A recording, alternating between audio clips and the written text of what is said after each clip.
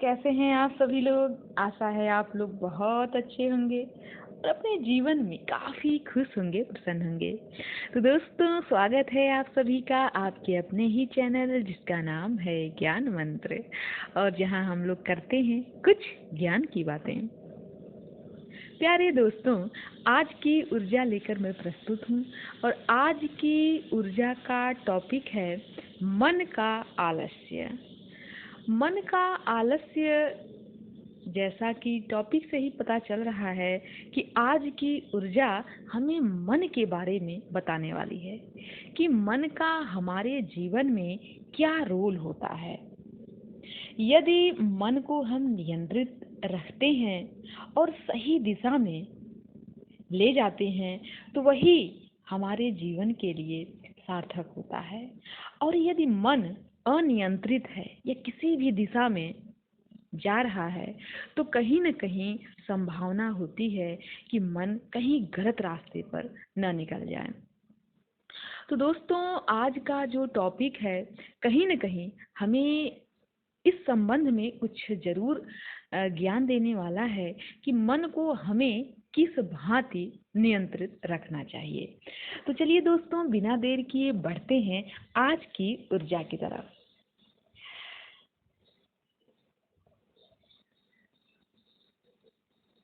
जो अपने मन को नहीं जीत सकता उसे संसार को जीतने की आशा छोड़ देनी चाहिए।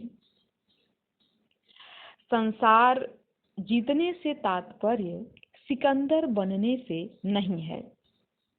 इसे ऐसे समझना चाहिए कि परमात्मा ने हर किसी को एक परिधि में सीमित करके उसे उसका संसार सौंपा है। इस परिधि के भीतर रहकर हम कितने प्रतिशत सफल रहते हैं वह हमारे परिश्रम पर निर्भर करता है। एक प्रमोदी मन योजनाएं तो बहुत बनाता है, परंतु उन्हें फलीभूत करने के लिए शरीर से आवश्यक श्रम नहीं करवा पाता। तो ये बात सही है। कभी कभी ऐसा होता है कि हम जो लक्ष्य बनाते हैं उस लक्ष्य को हम पाना भी चाहते हैं। हमारी पूरी इच्छा होती है कि हम अपने लक्ष्य को पाएं, हम सफलता को प्राप्त करें। पर उस सफलता को पाने के लिए, लक्ष्य को पाने के लिए हमें कितनी मेहनत करनी चाहिए, हमारा मन किस दिशा में होना चाहिए, ये सबसे महत्वपूर्ण होता है। यह जानिए कि अवसाद तभी उत्पन्न होता है जब हम अपनी क्षमतानुसार कार्य करने में असफल रहते हैं। मन को साधना एक अत्यंत ही दुरूह कार्य है। मन स्वभाव से ही आलस्य की ओर उन्मुख रहता है। वह मात्र सुख और वैभव का भोग करना चाहता है, और यदि ऐसा न हो तो वह विषाद के कुएं में जा गिरता है। विद्युत में अपार शक्ति होती है। यह विद्युत तरंग आकाश से गिरे तो घर, जंगल और बड़े बड़े वृक्ष सबको जला डाले।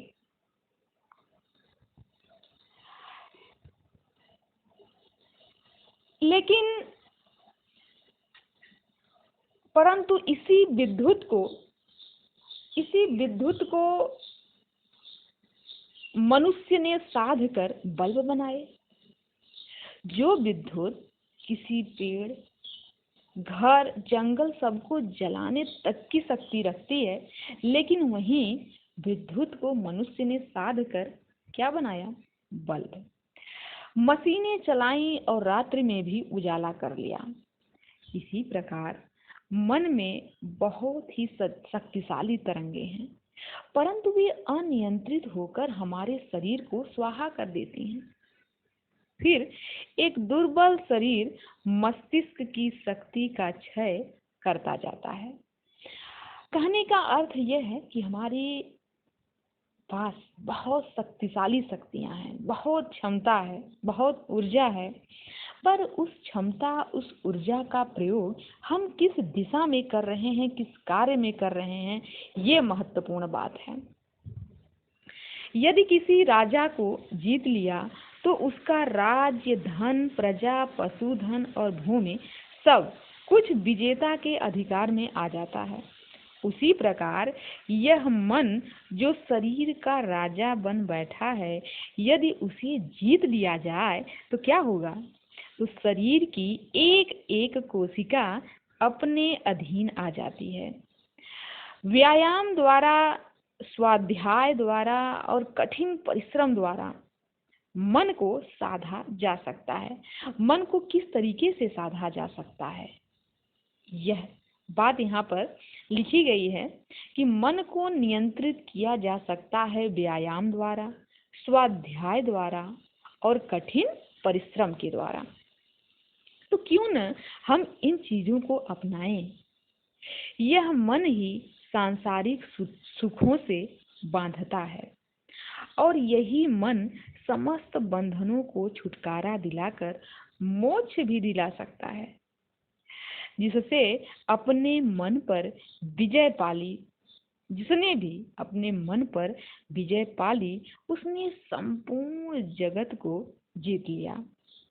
तो बहुत ही अच्छा टॉपिक आज का ट्विंकल तोमर सिंह जी का था ये, और मन के संबंध में बहुत ही सुंदर बातें आज के इस ऊर्जा टॉपिक में हमें जानने समझने को मिली। बहुत अच्छा लगा और बहुत अच्छा टॉपिक भी था, इसलिए भी क्योंकि सारी चीजें मन पर ही आधारित हैं। मन आपका कितना मजबूत है, आप अपने मन को कितना अधिक नियंत्रित कर पाते हैं, ये सबसे बड़ी बात होती है। यदि आप अपने मन को नियंत्रित कर ले गए, अपने लक्ष्य के प्रति अपने आप को दृढ़ रख सके, तो समझ लीजिए दुनिया में कोई भी ऐसी चीज नहीं है जो आपको पराजित कर सके। तो दोस्तों, आशा है कि आप लोगों को भी आज का यह टॉपिक बहुत अच्छा लगा होगा। मुझे तो हर एक टॉपिक बहुत अच्छा लगता है, बहुत इंतजार भी रहता है कि जो टॉपिक डेली हम लोग पढ़ते हैं उससे हम लोग क्या नया सीख पाते हैं, एक नए ऊर्जा का संचार कर पाते हैं। तो दोस्तों, आज की ऊर्जा को यहीं समाप्त करते हैं। मिलते हैं नए वीडियो में नए ऊर्जा के साथ। तब तक के लिए